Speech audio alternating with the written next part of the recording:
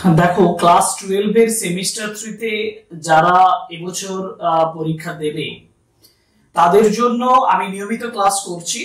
আর এই ক্লাসটাও তাদের মধ্যে একটা অত্যন্ত গুরুত্বপূর্ণ ক্লাস, কারণ আমি বলেছি যে ডাফেন্দাতের কোশ্চেন বান্স থেকে যে সলিউশন গুলো রয়েছে আনসিন প্যাসেজের উপরে, তারই যে তৃতীয় মানে থার্ড যে কোশ্চেনটা আছে সেটা আলোচনা করব। কারণ অলরেডি ফার্স্ট এবং সেকেন্ড যে গ্রামার মানে আনসিন প্যাসেজ সেটা আলোচনা করে দিয়েছি।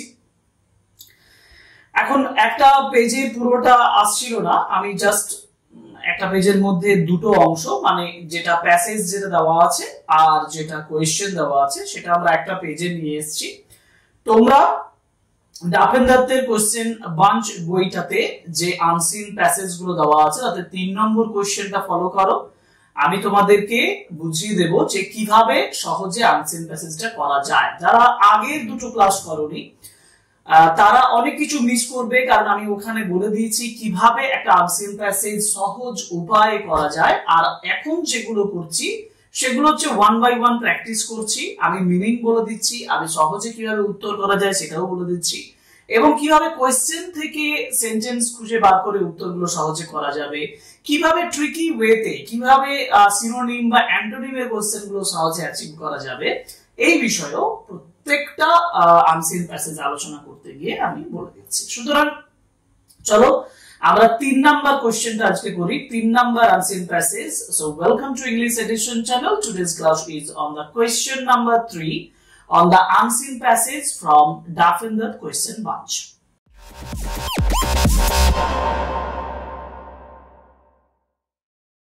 যেটা শুরুতেই তোমাদেরকে বলবো যে তোমরা আনসিন প্যাসেজটা করতে গিয়ে তোমার প্রথম লক্ষ্য হবে পুরো প্যাসেজটা একবার স্টাডি করা।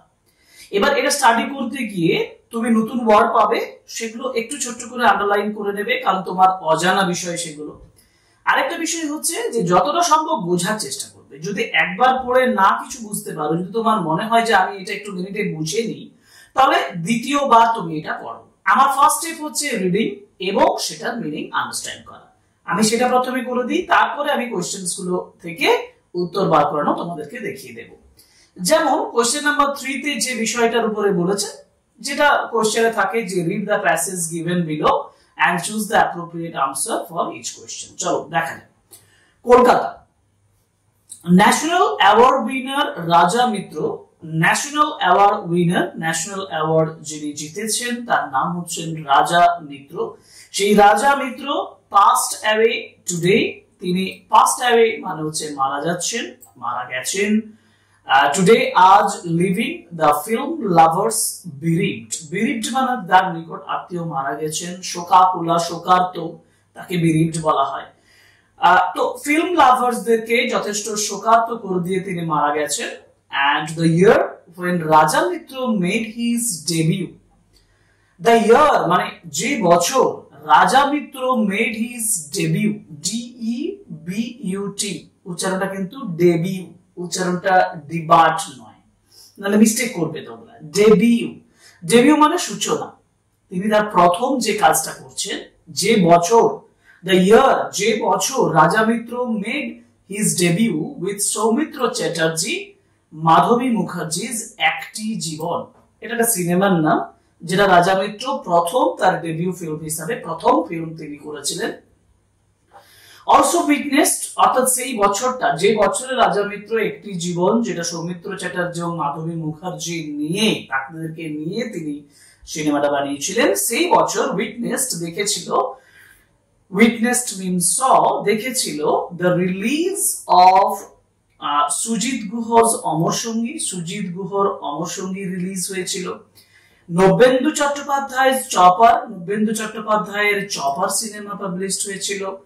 বীরেশ চট্টোপাধ্যায়ের একান্ত আপন পাবলিশড হয়েছিল। অঞ্জন চৌধুরীর গুরুদক্ষিণা রিলিজ হয়েছিল। and রাজেন তরফদারের নাগপাশ, মানে অনেকগুলো সিনেমা কিন্তু সেই বছর রিলিজ করেছিল।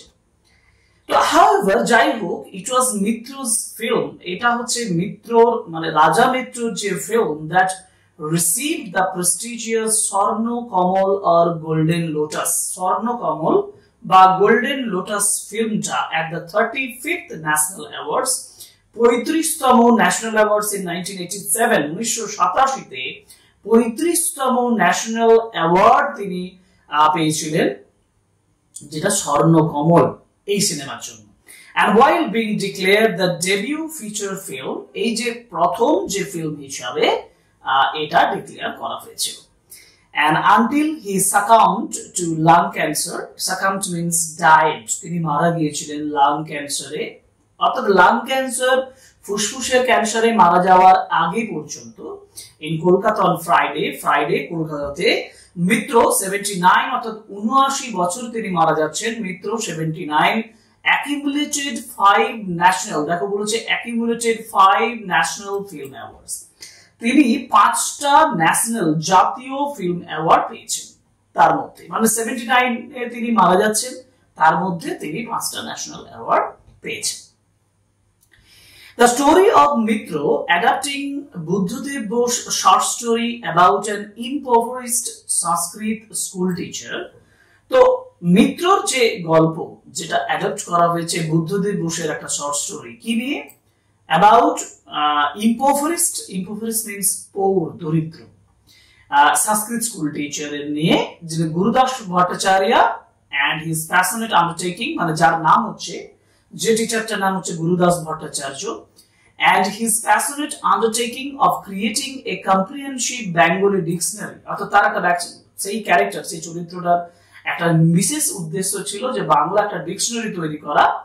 For his debut film was interesting, তার ডেবিউ ফিল্মের জন্য এটা খুব ইন্টারেস্টিং ছিল। তো এই যে মিত্র অ্যাডপ্ট করছেন, গ্রহণ করছেন বুদ্ধদেব বোসের short story about impoverish Sanskrit school teacher নিয়ে, যিনি যার নাম হচ্ছে গুরুদাস ভট্টাচার্য, এই যে এই বিষয়ে এবং তার যে passionate undertaking of creating a comprehensive Bengali dictionary for his debut film was interesting, খুব ইন্টারেস্টিং ছিল। And his family members, তার ফ্যামিলি মেম্বাররা ভালোভাবে জানেন that Satyajit Ray initially wanted to adapt it, Satyajit Ray প্রাথমিকভাবে এটাকে অ্যাডাপ্ট করার চেষ্টা করেছিলেন, গ্রহণ করার চেষ্টা করেছিলেন। রে envisioned Kanu Bandyopadhyay portraying the school teacher, তো সত্যজিৎ রায় যেটা ভেবেছিলেন কানু বন্দ্যোপাধ্যায়কে ওই ক্যারেক্টারটা নিয়ে envisioned মানে হচ্ছে কল্পনা করেছিলেন, তার শৈল্পিক দৃষ্টিভঙ্গি দিয়ে বোঝা, সেটাকে envisioned থেকে envisioned কল্পনা করেছিলেন কানু বন্দ্যোপাধ্যায়কে ওই স্কুল টিচারের অভিনয়টা করতে। মিস্টার মিত্রস ফিকশনাল রেপার্টোয়ার ইনক্লুডস, অর্থাৎ রেপার্টোয়ার মানে হচ্ছে অ্যাচিভমেন্টস, যে সকল জিনিসগুলো তিনি অর্জন করেছিলেন, যে সকল জিনিসগুলো তিনি অ্যাচিভ করেছিলেন সেটাকে বলা হয় রেপার্টোয়ার। তো মিত্রস যে ফিকশনাল মানে কাল্পনিক বিভিন্ন গল্পের যে রেপার্টোয়ার মানে এক কথায় অ্যাচিভমেন্টের মধ্যে ইনক্লুডস নয়নতারা, তার মধ্যে উল্লেখযোগ্য হচ্ছে Nayantara, which marked actor Shashwata চ্যাটার্জির ডেবিউ, শাশ্বত চ্যাটার্জির সূচনাটা তৈরি করেছিল এটা, অর্থাৎ শাশ্বত চ্যাটার্জিকে প্রথম তার ডেবিউতে নিয়ে এসেছিল। And among his short films, তার শর্ট ফিল্মস এর মধ্যে 32 ডকুমেন্টারিজ, 32টা ডকুমেন্টারি সিনেমা বানিয়েছিলেন।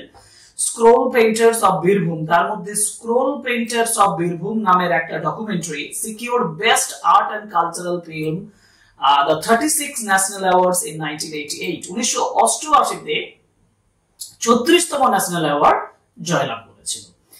And lauded for its sensitive portrayal of Muslim scroll painters, এবং lauded means applauded, প্রশংসিত হয়েছিল কিসের জন্য, সেনসিটিভ পোর্ট্রেয়াল মানে যথেষ্ট অনুভূতিশীল একটা প্রতিচ্ছবি দেখানো হয়েছিল, পোর্ট্রেয়াল করা হয়েছিল অফ মুসলিম স্ক্রোল পেইন্টার্স মানে লম্বা লম্বা কাগজের উপরে বিভিন্ন চিত্র আঁকা, সেই যেগুলোকে বলা হয় স্ক্রোল পেইন্টার্স, সেই মুসলিম স্ক্রোল পেইন্টার্স এর উপরে এই ডকুমেন্টারিটা ছিল।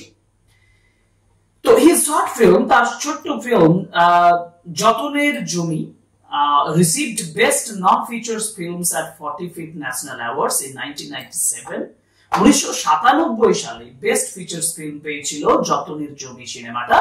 and Mitra was amongst Bengal's rare directors, মিত্র হচ্ছেন বাংলার রেয়ার একেবারে ডিরেক্টর স্কুলের মধ্যে, to receive accolades for both direction and music. Received accolades মানে হচ্ছে, অ্যাকোলেডস বলতে পরিচিতি, ফেম। তিনি পরিচিতি লাভ করেছিলেন, খ্যাতি লাভ করেছিলেন, তিনি তার যে অ্যাচিভমেন্টের জন্য তিনি যে মানুষের কাছে জনসমক্ষে প্রতিভাত হয়েছিলেন, পরিচিত হয়েছিলেন, for both direction and music, direction এবং মিউজিকের দিক থেকে। So he received a Rajat Kamal for best music directions for Kalighat paintings and drawings. তো তিনি রজত কমল গ্রহণ করেছিলেন ফর বেস্ট মিউজিক ডিরেকশনের জন্য কালীঘাট পেইন্টিংস এন্ড ড্রয়িংস এর। তো যাই হোক, এইটা হচ্ছে রাজা মিত্রের উপরে আনসিনটা দেওয়া হয়েছে, the Times of India 22 December 2024। আমার আনসিন প্যাসেজের প্রথম স্টেপ হচ্ছে একবার স্টাডি করে নেওয়া, বুঝে নেওয়া, এবার কোয়েশ্চেনস গুলো ফলো করা। দেখো, দ্বিতীয় তোমাকে সহজ পদ্ধতি বলছি, তুমি কোয়েশ্চেনস দেখো এবং সেন্টেন্স গুলো খুঁজে পাওয়ার চেষ্টা করো। আমি আগেই বলেছিলাম একবার, মানে আগের একটা ক্লাসে বলেছিলাম যে তুমি যদি এই পদ্ধতিটা গ্রহণ করো, যে ধরো তুমি কোয়েশ্চেন গুলো একবার স্টাডি করে নিলে টেক্সটটা পড়ার আগে, এবার কোয়েশ্চেন গুলো স্টাডি করার পর তুমি টেক্সটটা পড়ছো, টেক্সটটা পড়তে পড়তে কি করবে, কোয়েশ্চেনের যে কোয়েশ্চেন গুলো পেয়েছো সেগুলো দেখবে অটোমেটিক তোমার মনে, তখন তুমি সেখানে আন্ডারলাইন করে নাও যে এই কোয়েশ্চেনটা আছে তো ওখানে, পরে তোমার একটা সুবিধা হবে। তো এই পদ্ধতিটাও তুমি অবলম্বন করতে পারো। আচ্ছা, ওই পদ্ধতির উপরে আমরা পরের দিন আলোচনা করবো, ঠিক আছে? আজকে আমি যেহেতু টেক্সটটা পড়িয়েছি, মানে পড়ে নিয়েছি, এবার আমি কোয়েশ্চেনস ফলো করে সেন্টেন্স গুলো খুঁজে পাওয়ার চেষ্টা করব, ঠিক আছে? আচ্ছা, তাহলে আমার প্রথম যে জায়গাটা আসবো, প্রথম যে কোশ্চেনটা আসবো, সেটা হচ্ছে দ্য ফার্স্ট ফিল্ম অফ রাজা মিত্র ইজ। রাজা মিত্রের প্রথম ফিল্ম মানে ডেবিউ ফিল্ম, তাই না? একটু আগে পড়তে গিয়ে আমি পেয়েছিলাম না, এই যে মাধবী মুখার্জির একটি জীবন। দেখো, এই যে বলেছে যে Mitra made his debut with Soumitra Chatterjee, Madhabi Mukherjee's Ekti Jibon also witness the release of Sujit Ghosh Amar Sangi. তো আমার বাকি তো দরকার, আমার দরকার একটি জীবন। আছে কি অপশন? হ্যাঁ আছে, option C is the right answer, একটি জীবন। দেখো অপশন সি বলা আছে না, একটি জীবন। ওকে, কোশ্চেন নাম্বার 2 তে যাই। বলছে mister Mitra got the golden lotus. Golden লোটাসের কথা একটু আগে পেয়েছিলাম না? হ্যাঁ, এই দেখো প্রেস্টিজিয়াস গোল্ডেন লোটাস বলা আছে না, আমাকে ডেট বার করতে বলেছে। ডেট তো বলাই আছে এখানে, দেখো ন্যাশনাল অ্যাওয়ার্ডস 1987। তো যদি আমাকে এখানে 1987 খুঁজে বার করতে বলে, তাহলে আমার উত্তরও এখানে দেখো 1987 অপশনস বি, তাই না? তাহলে অপশনস বি এটাতে দাগ দেবে। কোশ্চেন নাম্বার 3, দ্য ফিল্ম গুরু দক্ষিণা ওয়াজ ডিরেক্টেড বাই। গুরু দক্ষিণার কথাটা কোথায় বলা আছে, কোথায় বলা? এই দেখো গুরু দক্ষিণা বলা আছে, তাই না? কে বলেছে? অঞ্জন চৌধুরী। একেবারে অঞ্জন চৌধুরী। এই যে অপশন এ সহজ হচ্ছে না অনেক? ওকে, মিস্টার মিত্র পাস্ট অ্যাওয়ে, মিস্টার মিত্র মারা যাচ্ছেন অ্যাজ এন। এই জায়গাটা একটু বুঝতে হবে। কেন বুঝতে হবে? এখানে চারটা ওয়ার্ডের মিনিং জানতে হবে, নাহলে তুমি কিন্তু ভুল করে আসবে। কেন মিনিং চারটা দরকার? দেখো, বলছে মিস্টার মিত্র পাস্ট অ্যাওয়ে, পাস্ট অ্যাওয়ে কি মারা গেছেন, কি হিসাবে মারা গেছেন? সেপচুয়াজেনারিয়ান। সেপচুয়াজেনারিয়ান মানে হচ্ছে 70 to 79, 70 থেকে 79 বছর বয়সের মধ্যে। নোনাজেনারিয়ান মানে হচ্ছে 90 থেকে 99। অক্টাজেনারিয়ান মানে 80 থেকে 89। আর হেক্সাজেনারিয়ান মানে হচ্ছে 60 থেকে 69। কত বছর? এই যে বলা আছে দেখো 79 এ মারা গেছেন। দেখো লেখা আছে না 79 এ। 79 মানে 70 থেকে 79। হ্যাঁ, 79 মানে সেপচুয়াজেনারিয়ান। রাইট আনসার হচ্ছে septuagenarian. This is right answer. তাহলে অপশনস এ। এবার এইটা যদি তুমি না বোঝো তাহলে তুমি উত্তরটা লিখবে কিভাবে? এইটুকু কতগুলো প্র্যাকটিস করতে করতে তুমি বুঝতে পারবে এগুলো, ঠিক আছে? পরের প্রশ্ন যাই। শাশ্বত চ্যাটার্জির ডেবিউ ফিল্ম। শাশ্বত চ্যাটার্জির কথা আমি এক জায়গায় পড়তে পেয়েছিলাম। এই দেখো, অ্যাক্টর শাশ্বত চ্যাটার্জির ডেবিউ, তাই না? কোন ডেবিউ? না, নয়নতারা। তাহলে কি হবে? নয়নতারা আছে। হ্যাঁ, অপশনস ডি, নয়নতারা। দেখো options D is the right answer, Nayantara. এবার আছে দ্য ওয়ার্ড। এবার ওয়ার্ড মিনিং এর উপর আছে, ভোকাবুলারির উপরে আছে। এইটা তোমাদের কাছে একটু টাফ হতে পারে, কিন্তু practice makes a man perfect. আমি প্রথম দিন থেকে বলে আসছি, একটু বুঝে, একটু শুনে, একটু বুদ্ধিটা ব্যবহার করে তুমি সহজেই করতে পারো। ইম্পোভারিস্ট মানে আমি পড়ানোর সময় বলেছিলাম, ইম্পোভারিস্ট মানে হচ্ছে পোর। এখন দেখো, ইমপ্রুভড মানে উন্নত, অ্যাফ্লুয়েন্ট মানে উন্নত, ডিমিনিশড মানে হচ্ছে যখন কারো কিছু রিডিউসড হয়ে যায়, কমে যায়, খ্যাতি কমে যাওয়া, তবে মানে কারো যদি নিজের প্রতিপত্তি কমে যাওয়া, সেটাকে ডিমিনিশড বলে। কিন্তু পোর মানে হচ্ছে হতভাগ্য, মানে দরিদ্র। এখন ইম্পোভারিস্ট বলতে পোর কে বোঝায়, ঠিক আছে?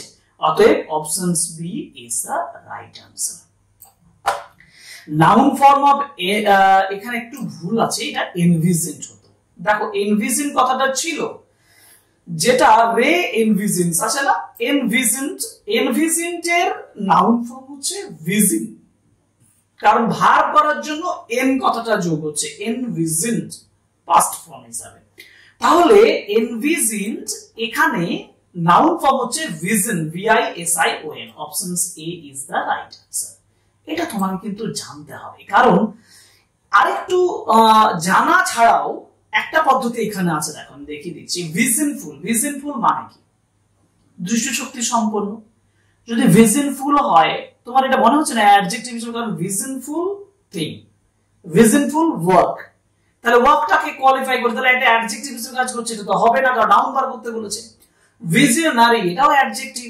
ভিসিনিটি, ভিসিনিটি মানে সংলগ্ন কোনো একটা জায়গা, তাই না?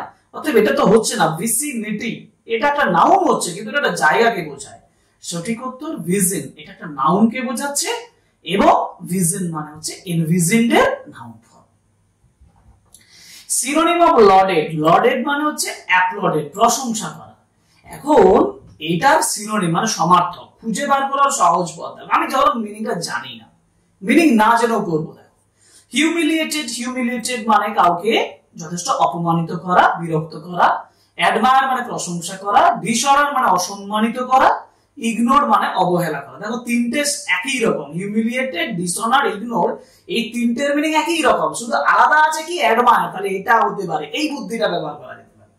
আর মিনিং যদি তোমার জানা থাকে তাহলে একেবারে এই যে লডেড, লডেড এর সিনোনিম সমার্থক অ্যাডমায়ার মানে প্রশংসা করা। Option C is the right answer. বুঝে গেল? ওকে, এবার অ্যান্টোনিম অফ প্রেস্টিজিয়াস, প্রেস্টিজিয়াস এর অ্যান্টোনিম, প্রেস্টিজিয়াস মানে কি? সম্মানজনক। সম্মানজনকের বিপরীত কি হতে পারে? অসম্মানজনক। দেখি, ডিসঅনারেবল মানে অসম্মানজনক, বাকি কিউরেবল মানে হচ্ছে যেটা আরোগ্য লাভ করা যায়, অনারেবল মানে সম্মানীয়, ট্রিমেন্ডাস মানে দারুণ। তাহলে রাইট আনসার ইজ ডিসঅনারেবল। এটা হচ্ছে option A is the right answer.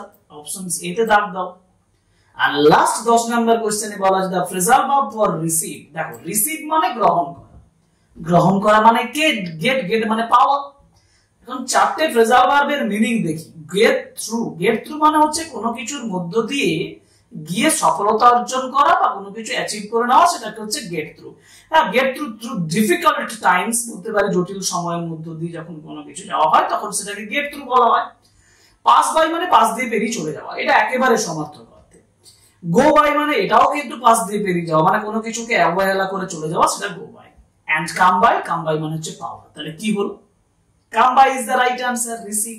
সুতরাং option D, option D come by is the synonymous of receive. ঠিক আছে,